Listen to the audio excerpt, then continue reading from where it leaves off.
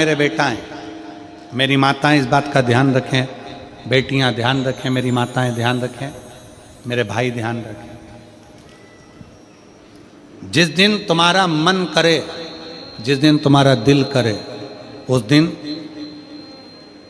घर में पार्थिव शिवलिंग का निर्माण कर लिया करो। जिस दिन तुम्हारा दिल कर जाए कि आज मेरा मन है मैं पार्थिव शिवलिंग बनाऊं, गमले में से मट्टी लो, खेत में से मट्टी लो, जहां से मट्टी ले सकते हो।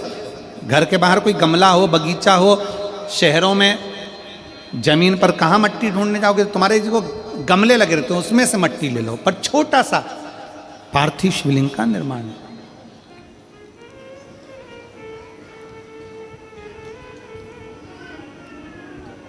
समझ लेना जरा, तुमने पार्थिव शिवलिंग बनाया, जलाधारी बनाई,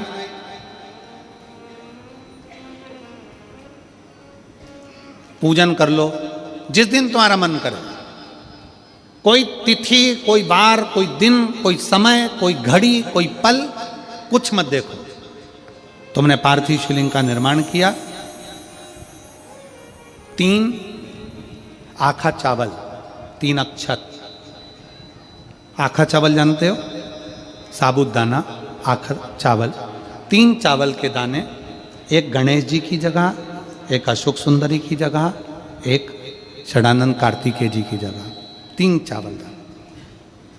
3 दुर्वा, एक गणेश जी की जगह, एक अशोक सुंदरी की जगह, एक षडानंद कार्तिकेय जी की जगह। 3 बेलपत्र, जहां पर माता पार्वती जी का आपने ये जलाधारी बनाई है, उसी जलाधारी पर यहां से पानी बहता है, इसके ठीक विपरीत में यहां 3 बेलपत्र, तीनों रख दीजिए। और छोटा सा कलश हो या बड़ा सा कलश हो, 3 लोटा जल यहाँ बैठकर, जहाँ पर आपने बेलपत्ती रखी है उसी के वहीं पर बैठकर इस शिवलिंग पर 3 लोटा जल धीरे धीरे अपने मन की कामना कर कर, बाबा आज मैं दुखी हूँ, बाबा मुझे ये तकलीफ है, बाबा मेरे बच्चे ये काम में गए हैं, बाबा ऐसा है। 3 लोटा जल बाबा को धीरे धीरे अपने भाव कहकर, फिर तुम्हारे पास में जो पूजन का सामान हो वो चढ़ाकर बाबा की आरती कर कर दिया लगा दो। जब दिया ठंडा हो जाए उस शिवलिंग का विसर्जन कर दो। आप पाओगे, आपने अगर 2 या 3 बार कभी भी तुम्हारा मन करा कर लिया, आपको खुद लगेगा कि मेरे घर में संपदा कैसे बढ़ रही है और कार्य कैसे सिद्ध हो रहा है।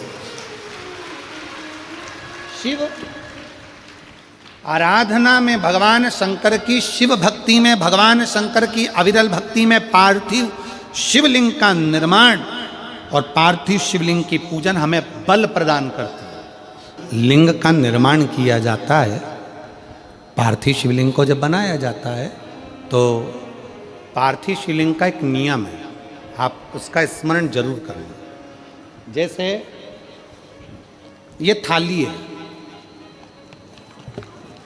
मान लो ये थाली है, आपने मिट्टी का शिवलिंग बनाया, पार्थिव शिवलिंग बनाया। कई माताओं की आदत रहती है थाली की किनार से हाथ को पोंछकर उसको भी लेकर शिवलिंग में लगा दे।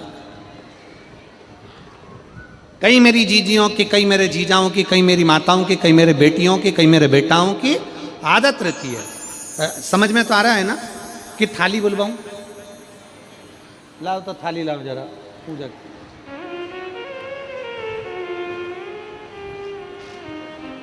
उठा लाओ, ऐसे ऐसे लिया।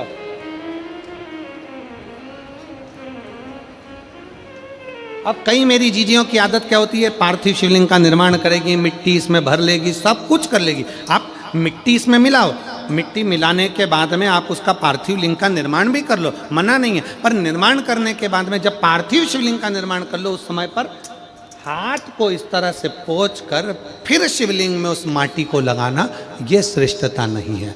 पार्वती जी ने पार्थिव लिंग निर्माण के समय पर एक छोटा सा भाव प्रकट कर दिया, और जब छोटा सा भाव प्रकट किया तब शंकर भगवान ने कहा, पार्वती, ए पार्वती, तुमने पार्थिव लिंग निर्माण के समय पर माटी को अपने हाथ से खरोच कर लगाया है,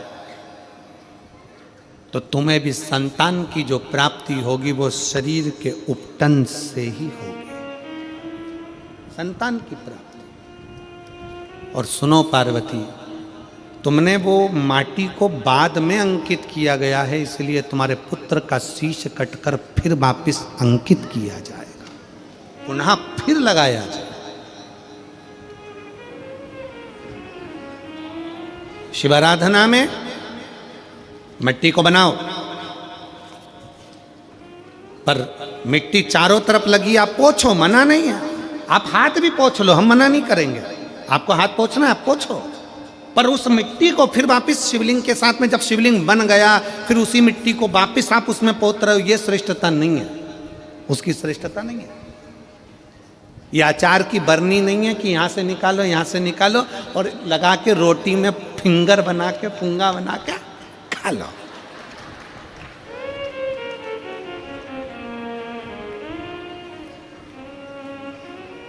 समझ में आया कि नहीं आया?